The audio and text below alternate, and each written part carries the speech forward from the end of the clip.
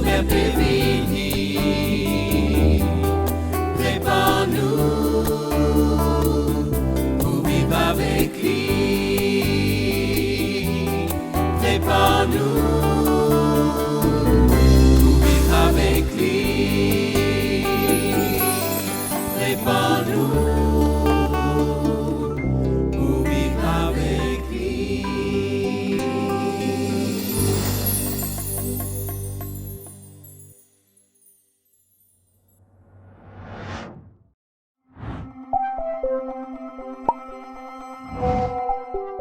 Nous voici avec une question. Est-ce que nous sommes prêts à servir le Seigneur? Quelqu'un peut se dire, oui, mais il y a déjà des gens qui sont au service du Seigneur, surtout ceux qui sont employés ou payés pour. La question est raisonnable parce que nous ne parlons pas de ceux qui travaillent parce qu'ils sont payés. Nous parlons juste de l'appel que chacun de nous peut avoir pour servir le Seigneur. Parfois, on peut oublier que nous sommes appelés ou que Dieu nous a préparés pour cela. Et il y a un cas dans la Bible qui m'intéresse, c'est celui de Moïse. Si vous avez votre Bible, préparez-vous déjà, nous allons lire quelques versets pour réfléchir sur cette notion de service.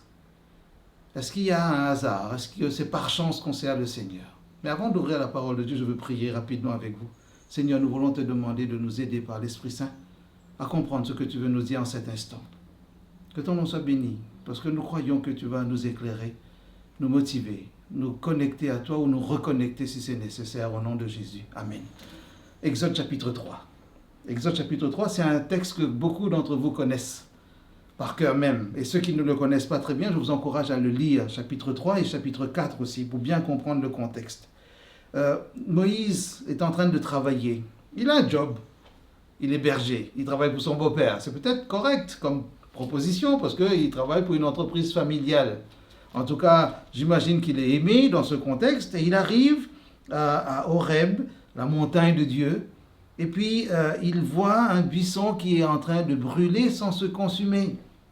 Ça veut dire qu'il y a un phénomène étrange.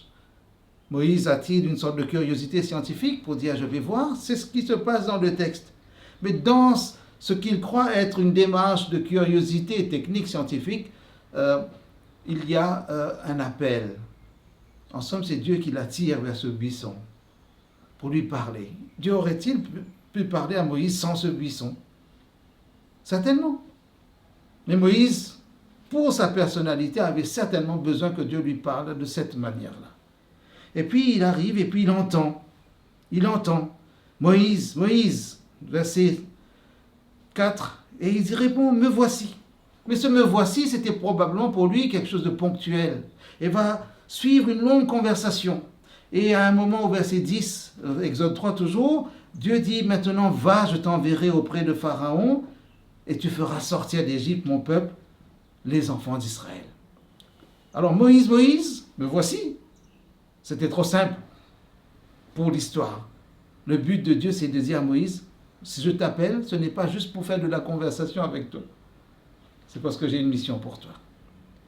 Bien sûr, cela pourrait paraître une belle histoire, comme tous les contes qu'on aime lire, les histoires pour les enfants, ces histoires qui finissent bien en général. Mais Moïse, parce qu'il n'était pas venu pour cela, va réagir. Que dit-il? Verset 11. Qui suis-je pour aller vers Pharaon et pour faire sortir d'Égypte les enfants d'Israël? Dieu ne répond pas à cette question de Moïse, qui suis-je? Mais Dieu dit, je serai avec toi. Le verset 12. Moïse continue. Tu me dis d'aller, j'irai. Mais s'il me demande quel est son nom, que leur répondrai-je? Dieu dit à Moïse, je suis celui qui suis. Alors, peut-être en français classique, ça ne veut pas dire grand-chose, mais on comprend en lisant l'hébreu que Dieu veut lui dire « je suis ». Et il va insister pour dire un peu plus bas, si on te demande, dis « je suis » m'a envoyé. Maintenant, la question est, est-ce que Dieu surprend Moïse? Est-ce que Dieu met Moïse dans une sorte d'embarras, de situation inconfortable? Parce que quand il s'agit de servir Dieu, peut-être que cela vous bouscule, vous demande à sortir de votre zone de confort, de vos habitudes. Peut-être vous avez fait d'une certaine manière. Vous n'êtes pas préparé. Peut-être vous avez l'impression que lorsqu'on vous recevez l'appel à servir, Dieu vous bouscule un peu. Est-ce que Dieu ne respecterait pas vos habitudes, votre organisation, votre vie de famille, votre vie professionnelle? Est-ce que Dieu pourrait vous appeler à un moment où vous êtes occupé? Comme parfois, quand vous regardez l'écran de votre téléphone, vous regardez l'identité de l'appelant et vous dites « je prends ou je ne prends pas ». Est-ce que parfois Dieu peut appeler et puis vous voyez, c'est une image bien sûr, écrit sur votre écran, Dieu. Vous dites Dieu, non là il tombe mal. On est quel jour aujourd'hui? Ah, si je prends cet appel, il risque d'être long avec moi, je vais rater le début du match. Est-ce que Moïse a dit ça? Moïse, non, il dit, qui suis-je? Pourquoi moi? Pourquoi? Alors, il va tergiverser, il va peut-être avancer des arguments sur l'inconnu ou la non-préparation. Mais Moïse sait que cela va être difficile. Mais est-ce que Dieu dit, oui c'est vrai, tu as raison, ça va être difficile, allez, je laisse tomber, je vais choisir quelqu'un d'autre. Mais Dieu insiste. Au chapitre 4, Moïse répondit, après toute l'explication de Dieu, tous les arguments pour rassurer cet homme, Moïse dit, voici, ils ne me croiront point, ils n'écouteront point ma voix, ils diront, l'Éternel ne t'est point apparu. Et là, l'Éternel va lui dire, qu'a-t-il dans ta main? Qu'est-ce que tu as là en ta possession? Il y a ce bâton, cette verge. Dieu va faire 2 miracles sur place. Avec le bâton transformé en serpent. Et puis, l'histoire de la lèpre sur la main et la guérison. Mais cela ne suffit pas. Moïse va encore dire au Seigneur, verset 10, Moïse dit à l'Éternel au chapitre 4, « Ah Seigneur, je ne suis pas un homme qui ait la parole facile, et ce n'est ni d'hier, ni d'avant-hier, ni même depuis que tu parles à ton serviteur, car j'ai la bouche et la langue embarrassées. » L'Éternel lui dit, « Qui a fait la bouche de l'homme? Et qui rend muet ou sourd, voyant ou aveugle? N'est-ce pas moi l'Éternel? Va donc, je serai avec ta bouche, et je t'enseignerai ce que tu auras à dire. » Et là tombe la conclusion de Moïse. « Ah Seigneur, j'entends bien ce que tu me dis. Ça a l'air rassurant. Techniquement, ça tient la route. Mais envoie qui tu voudras envoyer. » Et le récit nous dit, et d'après la tradition, c'est Moïse lui-même qui a écrit ces récits, en tout cas cette narration. « Alors la colère de l'Éternel s'enflamma contre Moïse. » Le texte parle d'Aaron et autres, mais moi j'ai envie de poser une autre question à Moïse, ou je le dis autrement. Si j'avais 3 secondes pour parler à la place de Dieu, mais je dis ça avec beaucoup de respect, j'aurais dit à Moïse, tu sais pourquoi je t'envoie? Ou j'aurais posé la question à Moïse, qui a grandi en Égypte? Qui, enfant, adolescent, courait dans les couloirs du palais? Qui a parlé la langue d'Égypte? Qui connaît les rouages? Qui sait où se trouve la salle du trône? Qui connaît un peu le fonctionnement? Pendant 40 ans, tu as été instruit administrativement, militairement, intellectuellement, pour occuper des fonctions, parce que tu étais le fils de la fille de Pharaon. Moïse, regarde-moi. Tu penses que c'est par hasard que je t'ai rencontré là sur cette montagne? Moïse, tu n'as pas compris que c'est moi qui t'ai attiré. Je devais te parler ici. J'aurais pu te parler ailleurs. Mais cette montagne est importante parce que dans la suite du récit, quand Moïse demandera encore un signe, Dieu lui dit, comme signe, vous reviendrez sur cette montagne pour m'adorer. La question que je me pose. Ici, dans ce contexte de Maurice, où nous sortons d'une assemblée de fédération, nouvelle équipe, nouvelle personne, on pourrait penser nouveau projet. Non, il y a une continuité. L'Église n'a qu'une seule raison d'être, la mission, partager l'évangile éternel à tous les habitants de la terre, toute langue, toute tribu, toute culture, tout peuple. Alors ici, on va peut-être dire dans le contexte de Maurice, un seul les peuples, une seule nation, c'est bien. Mais Maurice est aussi une plateforme qui est liée à l'international. L'évangile doit atteindre tous les cœurs. Vous pourriez vous demander, mais pourquoi moi? Il y a quelqu'un d'autre qui ne fait rien. Moïse a essayé de dire cela au Seigneur. Il a même donné comme un genre de prétexte. Tu sais, je n'ai pas la parole facile entre nous. Cela faisait 45 minutes que Moïse discutait avec le Seigneur quand il a dit je n'ai pas la parole facile.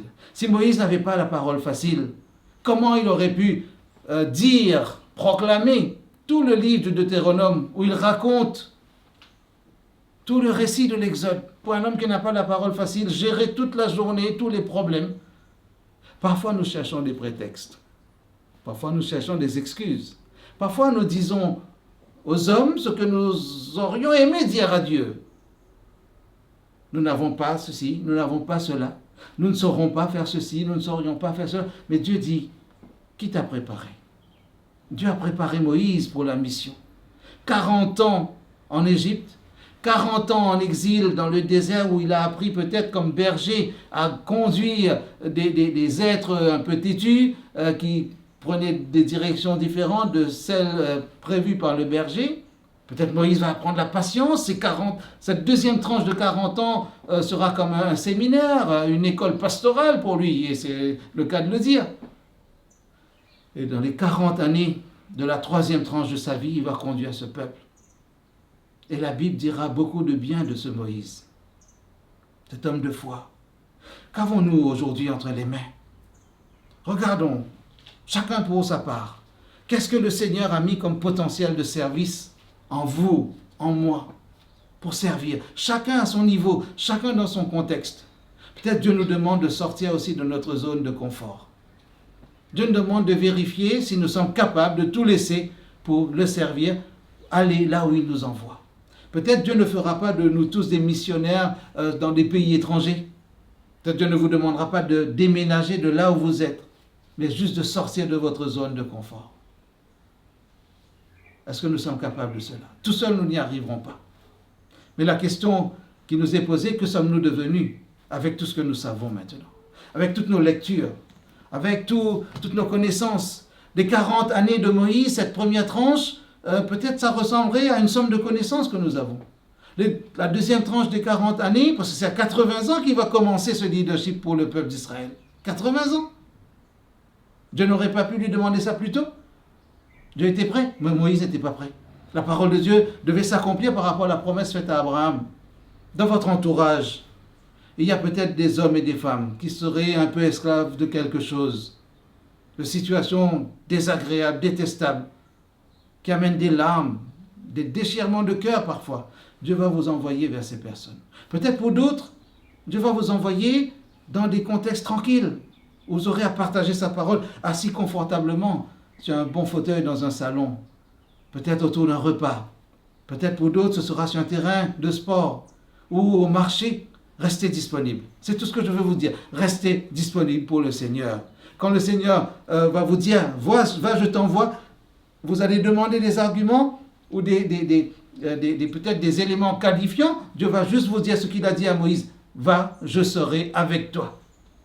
Et quand Dieu est avec nous, Paul le dit dans Romains chapitre 8, qui sera contre nous? Si Dieu est avec vous, avec moi dans notre mission, nous avons peut-être là toutes les garanties que cette affaire-là vient de lui, qu'il accompagnera. Dieu ne nous envoie pas quelque part où il ne nous accompagnera pas. Parfois, dans les épreuves, nous pensons que Dieu nous a abandonnés. Dieu ne nous laissera pas aller dans une certaine direction par rapport à une épreuve, une situation difficile, sans que sa grâce nous y accompagne. Dieu ne laisse personne sur le bord du chemin.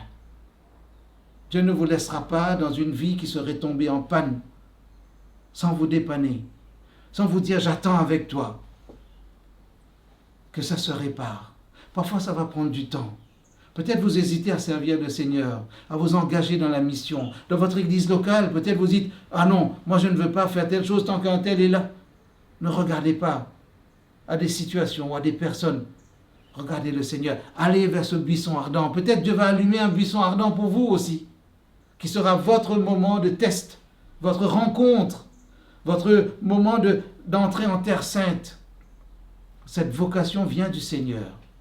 Et pour terminer, je veux vous dire que le Seigneur vous veut on board, vous veut dans son équipe, quelle que soit votre expérience de vie, quel que soit votre âge, quelle que soit votre parcours scolaire. Nous n'avons pas besoin de diplôme pour servir le Seigneur. Nous avons besoin d'un cœur ouvert à sa grâce. Être disponible, d'un état d'esprit qui veut s'engager. Laissez le Seigneur vous dire comment il vous a qualifié dans le passé, même si vous n'êtes pas né dans un foyer chrétien. Quelles que soient les circonstances, Dieu vous a préparé quelque part pour une mission. Restez juste disponible. Écoutez-le. Je veux prier pour vous, avec vous, parce que je crois que le Seigneur a pour nous des perspectives de travail et la mission qui est de porter l'évangile éternel doit être accomplie. Dieu ne compte pas sur des anges pour faire cela, il compte sur des humains parce qu'il veut que sa parole soit crédible. Quand les gens que Dieu va mettre sur votre route verront comment la parole de Dieu vous a transformé, la parole que vous allez prêcher deviendra crédible. Parce que les gens vont voir que cette parole amène des effets. Il y a une transformation. Laissez Dieu vous transformer personnellement pour que Dieu, à travers vous, transforme aussi d'autres personnes, et cela dans la perspective de son royaume. Que Dieu vous bénisse. Prions ensemble pour cela. Notre Dieu, notre Père, je te remercie parce que quand tu nous appelles à ton service, tu nous dis, la première chose que tu nous dis, va, je serai avec toi. Alors, merci de nous rassurer. Merci de nous éclairer aussi sur ce potentiel de service que tu as mis en nous depuis des années certainement. Toi, tu sais comment tu nous as préparés. Révèle-toi à nous, Seigneur, pour que ce potentiel de service soit clair à notre esprit et que nous sachions l'utiliser à bon escient, pour que l'évangile éternel soit prêché, que nous ayons aussi dans notre relation avec toi cette disposition de cœur pour que l'Esprit continue à œuvrer en nous, pour nous transformer, pour nous rendre sages, pour nous rendre humbles et confiants, dépendants de toi, et que ton nom soit béni pour tout ce que tu fais dans notre vie, afin que cela se transforme aussi en bénédiction pour autrui, et que notre vie, notre engagement, notre bonne volonté éclairée par l'Esprit devienne un témoignage, un sermon, une prédication, et que d'autres voient que la parole de Dieu est une parole vivante parce qu'elle vient d'un Dieu vivant qui s'adresse à des vivants.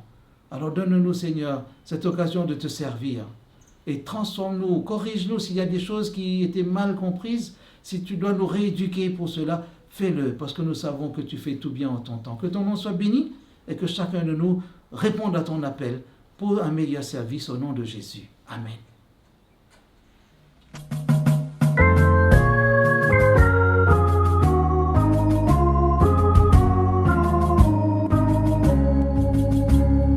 Il va bientôt venir, gloire, gloire à Jésus.